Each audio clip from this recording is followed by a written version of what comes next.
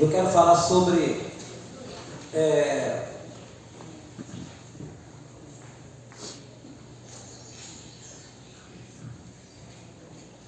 que os discípulos do Senhor, o que eles faziam, como eles eram, e como era ser cristão naquela época, e como ser cristão também nos dias de hoje. Nós temos sempre que reportar a igreja, chamada igreja primitiva, que é a primeira igreja cristã, a igreja de Cristo, né?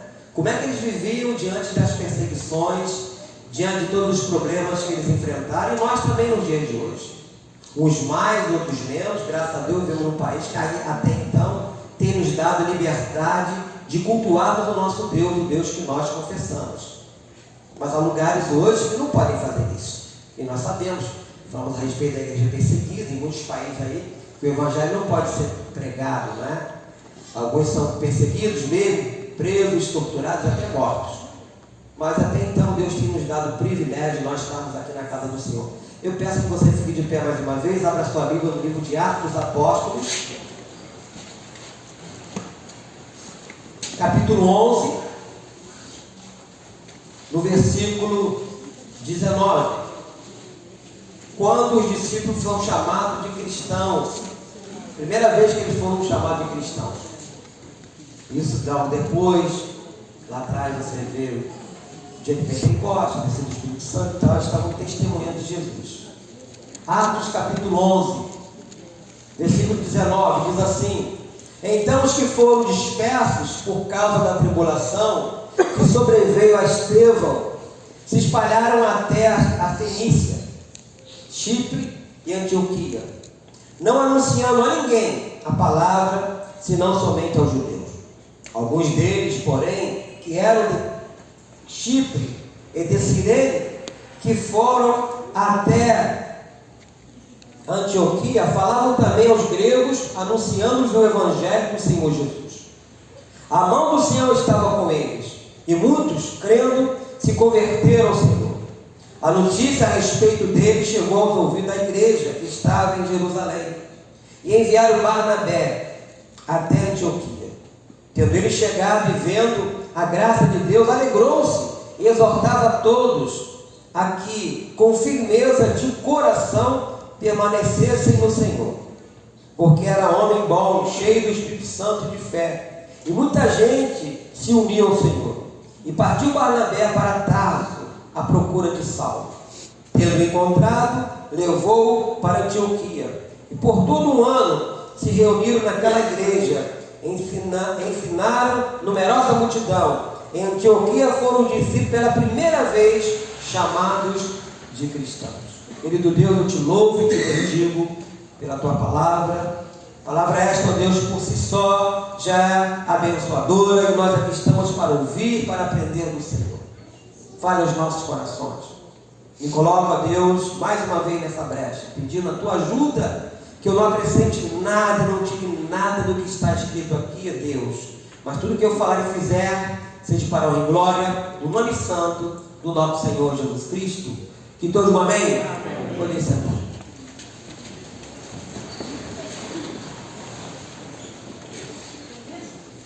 Nós vamos ver aqui, meus irmãos, que a perseguição aos primeiros cristãos contribuiu para que o evangelho se espalhasse pelo mundo da época, né? E após o apedrejamento de Estevão, né, que foi numa praça, os discípulos tiveram de fugir para outras regiões. Esse versículo 19, quando diz: então os que foram dispersos por causa da tribulação que sobreveio a Estevão se espalharam até Fenícia, Chipre e Antioquia, não anunciando a ninguém a palavra, senão somente aos judeus. Alguns deles, porém, que eram de Chipre e de Cirene, e que foram até Antioquia, falavam também aos gregos, anunciando o evangelho do Senhor Jesus. Essa palavra evangelho, como já falei várias vezes, quer dizer boas novas, né? Então eles fizeram isso para preservar suas vidas. Mas essa dispersão, podemos dizer assim, foi usada por Deus para que essa boa notícia, né? O Evangelho, né? De nova vida em Jesus Cristo, não permanecesse num só lugar. E eu vejo, meus irmãos, que na natureza também existem os dispenseiros, né, de sementes.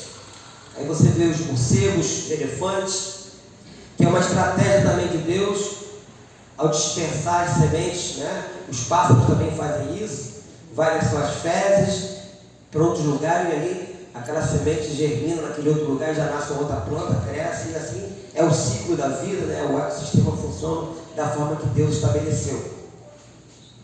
Então nós temos que entender que se o cristianismo se espalhou por outras regiões, foi porque os seguidores de Cristo também se espalharam. Aqui no versículo de número 21 diz assim: a mão do Senhor estava com eles e muitos crentes se converteram ao Senhor. A notícia a respeito dele chegou aos ouvidos da igreja que estava em Jerusalém, e enviaram Barnabé até Antioquia.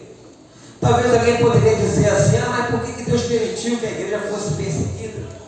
Tudo tem um propósito. Nada acontece por acaso. A Bíblia fala que não cai uma folha sequer sem a permissão de Deus. Então muitas vezes nós reclamamos de certas situações que estão nos acontecendo, mas aquilo ali tem um propósito, você ainda não conseguiu enxergar, perceber, ter um discernimento daquilo naquele momento. Porque as nossas vidas pertencem a Deus, é o que diz lá em 1 Pedro, capítulo de número 5, não é isso? Perdão, 1 Pedro capítulo 2, versículo 9, que nós somos o quê? Nação santa, sacerdócio real, povo de quê? Propriedade exclusiva de Deus. Então nós temos um dono, somos propriedade dele, e o proprietário ele cuida daquilo que é seu. Deus tem cuidado de nós, por isso que aqui estamos. Se um dia nós partirmos desse mundo, acontecer qualquer fatalidade, porque ele permitiu também, como disse Paulo, né? O viver é Cristo, o morrer é lucro, então nós não perdemos nada. A maior tristeza é a pessoa partir sem Cristo, aí é que é o problema. Mas se ela partiu em Cristo, ela está bem. Então, por causa dessa dispersão, mesmo com as dificuldades que eles enfrentavam por seguir a Jesus, aqui nós vemos que os discípulos não deixaram de anunciar a mensagem de Cristo para pessoas. E hoje também nós vivemos tempos difíceis. No versículo 23 diz assim: tendo ele chegado e vendo a graça de Deus, no caso Barnabé, né, alegrou-se e exortava a todos que com firmeza de coração permanecessem no Senhor. A minha palavra sempre foi essa também, diante de dificuldades, como nós vivemos no período da pandemia, e as minhas mensagens, né, as minhas, vamos dizer assim, exortação quer dizer chamar a atenção no bom sentido, para os irmãos permanecerem firmes na presença do Senhor. Eu sempre dizia, né, apesar de tudo que está acontecendo, o nosso Deus continua sentado no seu alto e sublime trono. Ele não mudou. Porque quando você vai para a Bíblia, lá em Hebreus capítulo de número 13, no versículo de número 8, o que diz lá? Jesus Cristo ontem é o mesmo e o será para sempre. Então ele não mudou. Então nós temos que acreditar que apesar das lutas que passamos, dificuldades que nós temos que atravessar, o nosso Deus continua, a promessa dele continua. Então foi por causa dessa dispersão que muitos crentes tiveram suas vidas transformadas por Deus. Vamos imaginar se eles ficassem com medo e ficassem escondidos lá nos porões da vida daquela época e tremendo de medo lá. Não, eles estão perseguindo a gente, não vamos sair não. Mas eles espalharam a mensagem do Senhor também. Então aqui no texto, creio que o versículo mais interessante aqui é o 26. Que diz assim: indo ao encontro, levou-o para Antioquia, e por todo um ano se reuniram naquela igreja e ensinaram numerosa multidão. Em Antioquia foram discípulos pela primeira vez chamados de cristãos. Pela primeira vez eles foram chamados, por quê? Porque eles não ficaram com medo, eles não se acovardaram. As pessoas viram, puxa vida, eles estão sendo perseguidos e continuam fazendo aquilo que mandaram que eles não fizessem. Por quê? Aí eu vou voltar naquilo que eu vinha pregando no domingo de manhã, sobre a plenitude do Espírito, porque eles estavam cheios do Espírito Santo. Aqui em Antioquia eles foram chamados pela primeira vez de cristãos. E é interessante nós observar o fato que não foram eles que se autodenominaram assim, mas as outras pessoas o fizeram quando perceberam que eram seguidores de Jesus. As pessoas vão perceber que nós somos seguidores de Cristo através das nossas atitudes, não é aquilo que a gente fala. Tem muita gente que fala muito, mas não péssimo testemunho. Certa feita o Senhor Jesus falou para os seus discípulos: pelos frutos vos conhecereis. É pelos frutos. Tem gente que faz barulho, muito barulho, para mostrar uma certa santidade, mas é pelos frutos, nos procedimentos. Então nós vemos que esses homens, eles demonstraram isso por meio de sua fé, da sua pregação e de seu modo de vida. Então, só pregar, só subir aqui, vamos dizer assim, na plataforma, esse lugar aqui, as pessoas falam uma vez errada. Ele, quando subiu no púlpito para pregar, balançou a igreja. Para me subir no púlpito, tem que subir aqui, ó. Isso aqui que é o púlpito. Aqui é a plataforma onde eu piso. Fulano subiu no púlpito para pregar? Poxa, que isso? O púlpito é isso aqui.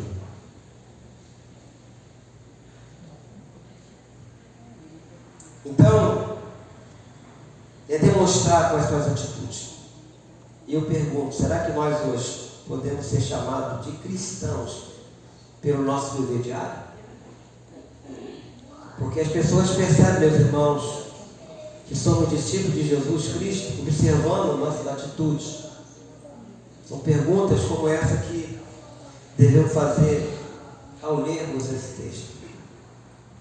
Mesmo sofrendo por causa do nome de Cristo, aqui nós vemos que os discípulos não deixaram de anunciar o Evangelho e demonstraram por meio de sua própria vida em quem eles criam. Aí eu volto para a pandemia de novo, que eu achava, bom, acabou a pandemia, agora as pessoas vão voltar com mais afinco, com mais fome de Deus. Ledo engano, muitos se esconderam. Aí que eu descobri na pandemia os crentes medrosos e os crentes almáticos. Os almáticos fazem uma coisinha. E os medrosos. Os medrosos. Porque todo mundo quer ir para o céu, não quer? Mas para ir para o céu tem que morrer. Não tem como não morrer.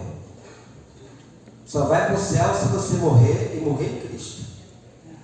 Não existe outra. A não ser se Jesus voltar agora. Aí é diferente. Voltou agora, está em Cristo. A gente vai ser sepultado para sair. Não, a gente vai subir. Você vai ver isso lá no livro de 1 Coríntios, capítulo de número 15, versículo 50 em diante. Então eles poderiam ter se escondido. Ou escondido a identidade deles, camuflado, né, a sua fé, mas com isso o nome de Jesus Cristo não seria o quê? Glorificado. Então eles saíram, foram dispersando a minha palavra em outros lugares, em outras cidades que nós mencionamos aqui. Aí nós vemos que Pedro, sem a plenitude, ele era medroso, porque negou Jesus, com medo, 3 vezes o galo cantou. Mas com a plenitude não. Com a plenitude do Espírito, ele foi uma pessoa ousada e usada por Deus, como outros mais. Então, com o exemplo aqui dos seguidores de Jesus, vamos dizer assim, da igreja primitiva, né? Nós aprendemos que a melhor maneira de nos identificarmos como cristãos é demonstrarmos nossa fé pelo nosso modo de vivermos. Pelo nosso modo de vivermos. É você falar não com certas facilidades que lhe são apresentadas. Nós estamos aqui nesse bairro, vamos completar em outubro 37 anos. Nesses 37 anos aqui pregando o Evangelho, muitas coisas foram oferecidas e eu não quis. Políticos, nunca político nenhum subiu na plataforma para falar nada. Nunca permiti isso. Nós só oramos por eles. Só isso. Nunca aceitei a iguaria de político nenhum que foi me oferecida na época também, eu não quis. Lavagem de dinheiro também não quis. Ah, mas vai demorar a constituir, não tem problema não, eu quero. Não estou falando isso com meu orgulho, não, estou falando isso por causa do Espírito Santo que habita em mim. E que habita na sua vida. De você não se curvar, de você não aceitar as iguarias deste mundo. Se você é fiel a Deus, espere que dia menos dia Deus vai te honrar. Mas nós não podemos nos corromper. Porque Jesus falou lá em Mateus 28, versículo 20, estarei convosco todos os dias. Até o quê? A consumação do século. Mas para Deus estar comigo, eu tenho que cumprir aquilo que Ele mandou fazer. Então, nós temos que olhar esse exemplo desses homens. Você tem que olhar isso e fazer com que você possa contribuir com a expansão do Evangelho por onde quer que você for. Com o seu testemunho, é pelos frutos, não é pelo barulho. Então eu vejo, meus irmãos, que quando a nossa vida reflete os ensinos de Cristo, todos percebem que somos cristãos. Todos percebem. Eu fico meio assim preocupado quando alguém fala, fulano é crente, mas nem parece. Aí eu fico pensando, como é que é isso? Você tem que parecer quem você é. Pedro não quis parecer quem ele era. Lembra disso? Na primeira vez, não conhece esse homem não. Aí vem a segunda vez, não sei nem quem ele é. Na terceira vez, a pessoa que veio falar que ele é, não, o seu modo de falar identifica que você andou com ele. Eu não quero saber nada. Aí o galo cantou. Ou seja, ele negou quem ele era.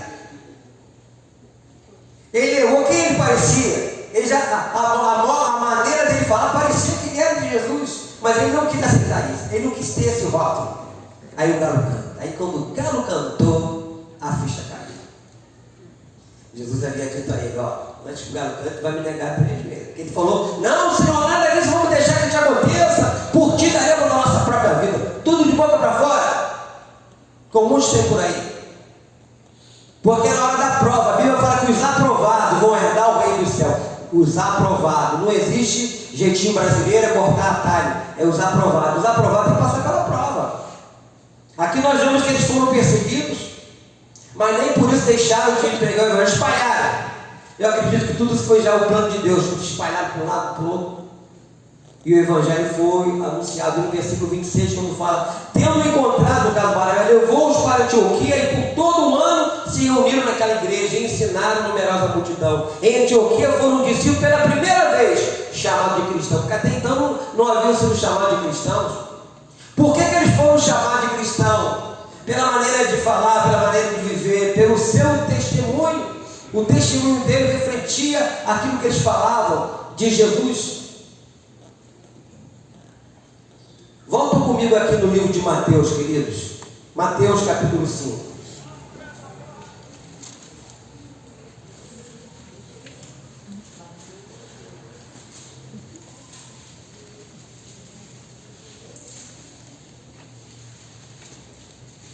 A partir do versículo 13. Aqui Jesus ainda está no Sermão do Monte, né? Falando que o Sermão do Monte começa aqui no capítulo 5 até o capítulo 7. Então Jesus estava ensinando a eles e dizendo o que eles tinham que ser e como deveriam agir. Aqui fala assim no versículo 13 aí de Mateus 5. Vós sois o sal da terra. Ora, se o sal vier a ser insípido, como ele restaurará o sabor? Para nada mais presta senão para lançar do fora e ser pisado pelo outro. Deixa eu fazer uma pausa aqui. Esse sistema do sal. Lá quando faz frio, naquela região fria de cair mesmo neve, de ficar cheio como é que vou falar? Fosse gelo, né? E o sal, depois de ser usado, ele perdia o sabor. Esse sal que não prestava para nada, eles colocavam ali para derreter o gelo. Lá nos Estados Unidos eles fazem isso. Estou falando porque eu me lembro que o pastor, na época, o saudoso pastor Nilo, morou lá. Ele falou que o pessoal colocava sal para dissipar, caía muita neve, né? Para derreter a neve, né? E aquilo virava uma lama, aí pisava naquilo, sujava a casa, mas para derreter a neve, aquele sal que jogavam ali, era sal que não tinha valor, não tinha mais. Esse sal insípido era para isso, para jogar no chão, para ser pisado. não prestava a não ser para isso, não é? Então é isso aí. Aí aqui no versículo 14: vós sois a luz do mundo, não se pode esconder a cidade edificada sobre um monte, nem se acende uma candeia para colocá-la debaixo do alqueire, mas no velador, e alumia todos os que se encontram na casa. Leia comigo o versículo 16, tudo junto. Assim, brilhe também a vossa luz diante dos homens, para que vejam as vossas boas obras e glorifique a vosso Pai que está nos céus. Aleluia! Esse é o segredo. Esse é o segredo. Não adianta só falar, eu sou de Cristo. É mesmo? Deixa eu vir a prova. Deixa eu vir aparecer um problema. Como vai ser a sua reação de resolver aqui? É nessa hora que Deus vê quem é quem. Eu tenho que orar a Deus que eu sou pavio curto. Ora mesmo, peça a Deus para alongar o teu pavio. Que o pavio curto, falar, tinha que falar, falei. Só que você falou, você machucou a pessoa, você fez um monte de coisa errada. Porque não teve domínio próprio. Então deve orar, pedir sobre domínio próprio. Não é? Então, meus irmãos, como ser cristão no dia de hoje? Observar esses homens, essas pessoas do passado, que foram perseguidos. E nós não estamos sendo perseguidos até então no nosso país. Mas, de repente, pode ser uma perseguição dentro de casa, no trabalho, aquele chefe que pega no teu pé, ou um colega de serviço. Pode acontecer isso também. Em outros lugares mais. E ultimamente tem acontecido muitas coisas dentro do conceito familiar. Tem sido muito ruim. Mas aí você tem que olhar aqui e pedir a Deus: Senhor, me ajuda. Senhor, tem misericórdia de mim. E não discutir, não brigar com aquela pessoa, orar por ela, pedir a Deus por ela. Senhor, tem misericórdia. Eu não quero discutir, Senhor. Coloca uma trava na minha boca, porque a língua é fogo. E o Tiago fala sobre isso, né? Então tem que pedir a Deus, porque para você não perder, porque Satanás fica ali ao nosso derredor esperando uma oportunidade. E ele que instiga, e ele que cria situações para você sair da graça, né? Por isso que muitas vezes as pessoas não veem a igreja, está errada. Está errado não ver a igreja do dia de Santa Ceia, porque durante a semana discutindo em casa foi um montão de besteira. Mas você tem que olhar para a Bíblia. O que a Bíblia fala? Jesus falando, né? Que o sangue de Jesus não purifica e não lava todo pecado. Amém. O sangue dele. Então, se você pedir perdão a Deus, se for algo sincero da tua parte com Deus, você se arrepender dos seus pecados e pedir perdão a Deus, Deus vai te perdoar. Promessa dele. Ele coloca os nossos pecados no lado do esquecimento, porque Satanás, com culpa ou sem culpa, vai estar nos acusando de alguma coisa, para impedir que você faça o que tem que ser feito. Ao comermos do pão e bebendo do cálice, nós estamos fazendo o quê? Anunciando a morte do Senhor até que Ele venha. E por tabela estamos também fazendo o quê? Renovando a nossa aliança com Ele. Nós estamos dizendo não para o mundo, não para o diabo, não para nós mesmos, e sim para Deus. Você está negando o mundo, negando o diabo, negando a você mesmo e dizendo sim para Deus. Mas se você ficar só escutando a voz do inimigo, olha, você fez isso, hein? Olha, você fez aquilo, você falou isso, hein? Todos nós, quer queiramos ou não, ainda carregamos a natureza adâmica, que é a natureza pecaminosa, a natureza do erro, né? Mas por tabela, por outro lado, temos também a natureza de Cristo. Essa natureza que tem que sobressair em nós. Essa natureza, a natureza de Cristo. Essa natureza de Cristo faz com que você se humilhe perante o Senhor. Reconheça o seu erro e pede perdão a Ele, e Ele é rico em perdoar, hein? Mas não deixar de viver. A não ser que você quer continuar vivendo a vida pecaminosa. É outra história. Eu quero continuar vivendo assim. Então, como eu escolho, só que tem consequência. O pecado tem consequência. Lá na frente você vai colher os frutos daquilo que você plantou. Mas a Bíblia ensina como nós devemos agir e reagir a essas situações. Então nós vemos aqui esses homens que foram perseguidos, não é isso? E se espalharam e continuaram a falar do amor de Cristo. Na pandemia, se espalharam e não voltaram mais para a igreja. Que vergonha. Que vergonha. Então por aí. Muitos estão por aí. Né? Tem colegas pastores, né, de outras denominações também, passando um momento difícil com a igreja. Pessoas saíram e não querem mais saber. Ou seja, estavam fazendo um número dentro daquele contexto de prédio. O que certa feita o Senhor falou para o profeta dele, chamado Isaías? Esse povo me louva com os lábios, não é com o coração. Há muita gente louvando a Deus só com os lábios, o coração está longe. E alguns, quando vão na igreja, vão só para querer receber. Para receber, eu estou dentro. Não, não para orar, não. Eu quero receber. Mas isso aí já é uma outra história. Então nós vemos aqui Jesus passando para os seus discípulos, né? O que eles deveriam ser? Deveriam ser sal. O sal poderia ser insípido, né? Sem sabor.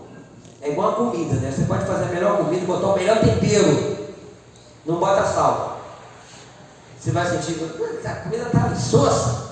Mas escolheu as melhores iguarias, o melhor tempero, mas você não botou sal. Acabou. É igual a comida do hospital, né? Eu sei que eu tive internado, assim, a nutricionista ia todo dia, seu Levi, a comida tá boa? Tá boa? Você botou um pouquinho de sal, você quer esse pacotinho só, você fica aqui. Mas a gente comia do mesmo jeito, nem comia forçado, mas comia. Porque o sal é que vai dar o sabor. A nossa vida aqui tem que dar sabor. Nós não somos melhores do que ninguém, temos que ser diferentes. Nas nossas atitudes, no nosso procedimento. Ele continua falando a respeito da luz, né? Vós sois a luz do mundo, não se pode esconder a cidade edificada sobre um monte, nem se esconde uma candeia, né? Para colocá-la debaixo do alqueire. Candeia, um lampião, simplificar. Você não vai esconder, ela não vai iluminar nada. Mas ele fala aqui, versículo 16: assim brilhe também a vossa luz diante dos homens, para que vejam as vossas boas obras e glorifiquem o vosso Pai que está no céu. As pessoas vão glorificar a Deus através da nossa vida. Não é para nós nos gloriarmos, é para que o Senhor seja glorificado. É diferente. Não é para a nossa vaidade, para o nosso orgulho. É para que o nome do Senhor. Esse é o segredo. Nós somos apenas instrumento que Deus vai usar nos momentos que Ele quer usar. Amém? Vamos curvar nossas cabeças, vamos preparar para esse momento, que eu acho um momento precioso para todos nós. Eu quero que você fique bem à vontade, você que nos visita nessa noite. Então assim, bem conosco, nessa manhã. Eu comecei hoje aqui falando de noite, agora eu vou continuar falando de noite. Então, a minha esposa fala aqui que é a idade, eu sou vaidoso. Vaidoso. Então, fique bem à vontade aqui você. Se você achar por bem não querer participar, fique à vontade, não se sinta constrangido ou constrangida. Estamos aqui na casa de Deus. Você fique bem tranquilo e tranquila quanto a isso. Querido Deus, te louvo, te bendigo, Deus, por esse momento em que estamos perante o Senhor como nosso anfitrião aqui. E vamos participar da mesa. Quero te dizer, ó Deus, que o Senhor nos perdoe por todas as nossas falhas e faltas. O Senhor tenha misericórdia de nós, do que temos feito, falado, desejado. Que entristece a Ti, ó Deus. Perdoa-nos, Senhor. Perdoa-nos, ó Deus. Que possamos participar desse momento com temor e tremor, entendendo que o Teu sangue nos purifica e nos lava de todo pecado. Eu te peço isso, Deus. Nos ajude, Espírito Santo. No nome do Senhor. Amém? Pedi ao pastor Gilberto para estar aqui distribuindo os alimentos.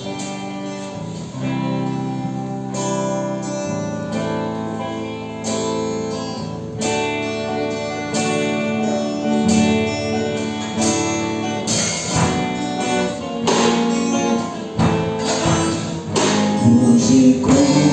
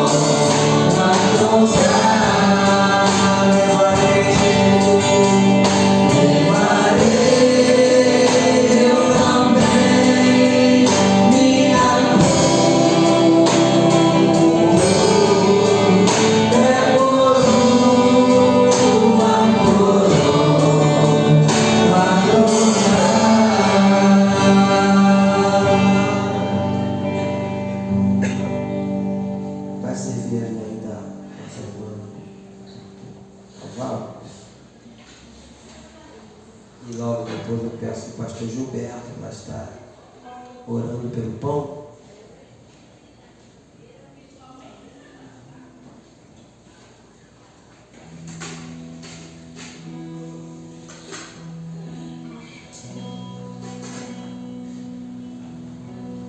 Soberano e eterno Deus, em nome de Jesus Cristo, seu Filho amado, que mais uma vez nos reunimos na mesa para participarmos, ó Deus, Santo e eterno Pai.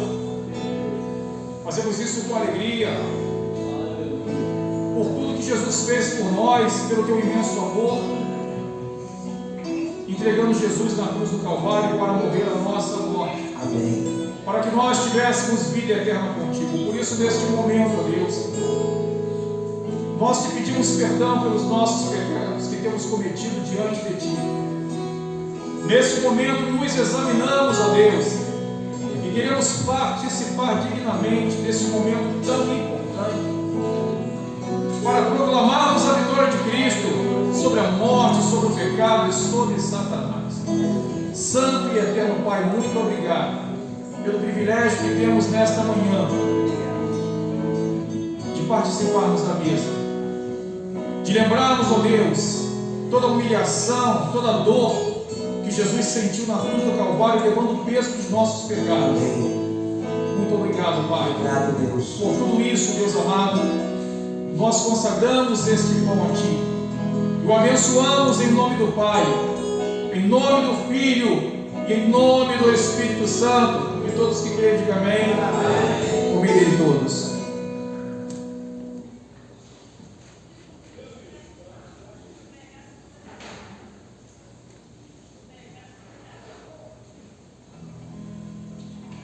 Nós falamos aqui dos discípulos, né? Do testemunho que eles deram e davam na época. E eles foram fiel a Deus até o fim. E eles morreram acreditando numa única verdade. Um conjunto de expressões bíblicas, eles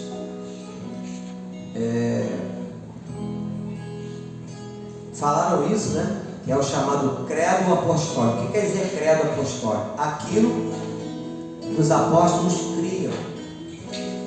E a pergunta que eu faço hoje é: quem nós estamos criando? É muito triste, né? Porque a gente vê tanta coisa aí adentrando na igreja, tantas novidades, tantos patuais, tantas superstições, tantas coisas fora do contexto bíblico. E as pessoas, muitas delas têm dificuldade, né, de expressar quem elas são. Eu sempre falo aqui: você tem que entender e saber quem você é, quem é o seu Deus. E não ter vergonha de falar quem você é para ninguém.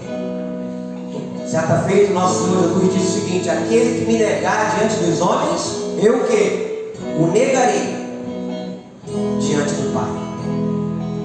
Então essa verdade do credo apostólico, nós não podemos deixar de falar, porque é uma confissão de fé daquilo que eles acreditaram e daquilo também que nós acreditamos. Agora, se você não acredita nisso, tudo bem, é questão de escolha, ok?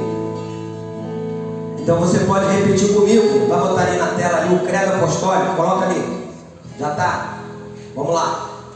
Creio em Deus Pai Todo-Poderoso, Criador do céu e da terra, e em Jesus Cristo, seu único Filho, nosso Senhor, o qual foi concebido por obra do Espírito Santo, nasceu da Virgem Maria, padeceu sob o poder de Pôncio Pilatos, foi crucificado, morto e sepultado, e ao terceiro dia ressurgiu dos mortos, subiu aos céus, está sentado à destra de Deus Pai Todo-Poderoso, de onde há de vir para julgar os vivos e os mortos. Creio no Espírito Santo, na Santa Igreja de Cristo, na comunhão dos santos, na remissão dos pecados, na ressurreição do corpo e na vida eterna. Glória a Deus Pai Criador. Glórias a Deus Filho Salvador. Glória Glórias ao Espírito Santo, santificador. Os três em um, nós damos glórias e aleluia. E abençoamos esse cálice em nome do Pai, em nome do Filho e em nome do Espírito Santo. Levantem todos.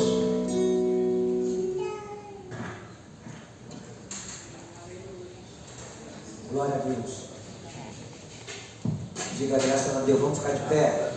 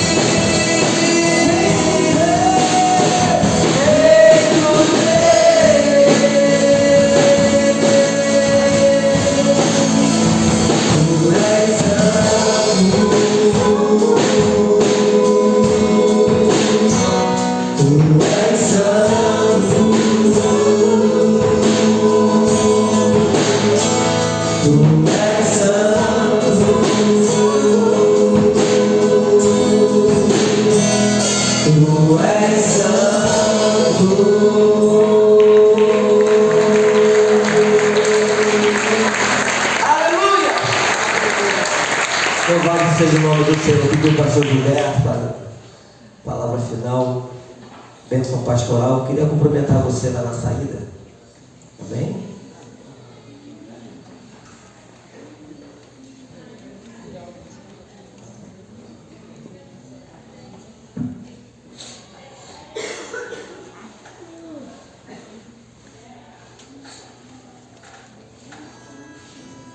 Soberano e eterno Deus, mais uma vez nós te agradecemos, ó Pai, por tudo que aconteceu aqui nesta manhã, porque podemos, ó Pai, sentir a manifestação do Teu Santo Espírito em meus louvores, ó Deus, recebendo as nossas petições, nos alimentando com a Tua palavra, renovando, Deus amado, a nossa comunhão através da Santa Ceia. Muito obrigado, Pai. Agora leva-nos de volta aos nossos lares, conduza-nos com a Tua paz, com a Tua segurança.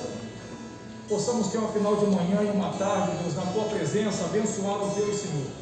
Sim. Ó Pai amado, e que logo mais os irmãos que estão programados a estarem aqui, os obreiros na reunião, os demais irmãos no culto, que o Senhor possa também trazer com a Tua santa paz para participar de mais um culto na Tua presença, Deus. Muito obrigado por tudo, Deus, em nome de Jesus. Amém. Que o amor de Deus, que a graça do nosso Senhor e Salvador Jesus Cristo e que as doces consolações do Espírito Santo sejam com todos. Bom final de manhã, uma boa tarde, um bom almoço. Que Deus continue vos abençoando rica e abundantemente.